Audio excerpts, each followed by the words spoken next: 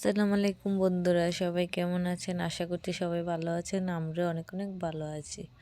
তো আমাদের ধানের কাজ শুরু হয়ে গেছে আজ থেকে 4-5 দিন আগে। তো ক্ষেতের ধান মোটামুটি শেষ। তো এই যে দেখো, এখানে ধান সেদ্ধ করবে আর আমার দাদি শাশুড়ি দেখো ডেকটা বসিয়ে দিয়েছে।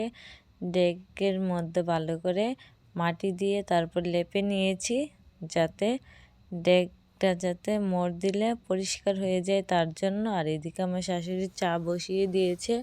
আর এই যে দেখো ধান, এই ধান তারপরে চালনি দিয়ে চেলে তারপর ধান সিদ্ধ করবে।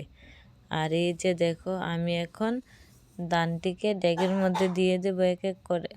তো এখন আমরা সবাই মিলে ধান সিদ্ধ করব। তো এখন আমি ডেগের মধ্যে দিয়ে দিয়েছি ধান। আর আমাদের এখানে কিন্তু ধান ক্ষেত করা হয়, আর আমরাও কিন্তু ধান ক্ষেত করি। আর যারা ধান ক্ষেত করে তারাই জানে এই সিজনে ধান ক্ষেত করলে কিন্তু অনেক ভালো লাগে, এবং কি কোনো বৃষ্টি বাদল নেই, তার জন্য আস্তে ধীরে ধান লোয়া যায় খুব সুন্দরভাবে।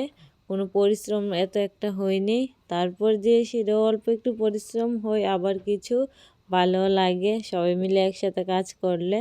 আর এই যে দেখো, তোমাদের সাথে কথা বলতে বলতে আমার ধানের ডেক পুরা বুড়ে গেছে। এখন আমি আবার চালনি দিয়ে চেলে নিয়েছি, তারপর চেলে অল্প করে চেলে নিই, তারপর দিয়ে সেটা ধান সিদ্ধ করি। তো এই যে দেখো কতটি বনকুটা বেরিয়েছে, এই যে দেখো বন। তারপর এগুলিকে এখন আমি ফেলে দিয়েছি, ফেলে তারপর আবার ভালো করে চেলে নেব।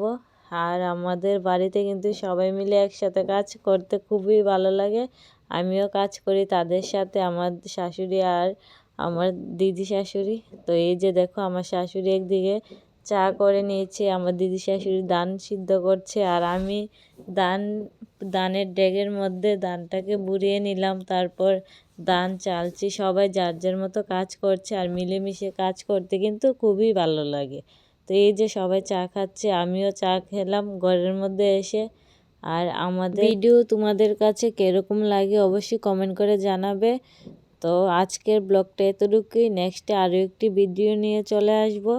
তো সবাই ভালো থাকবেন, সুস্থ থাকবেন, আল্লাহ হাফেজ।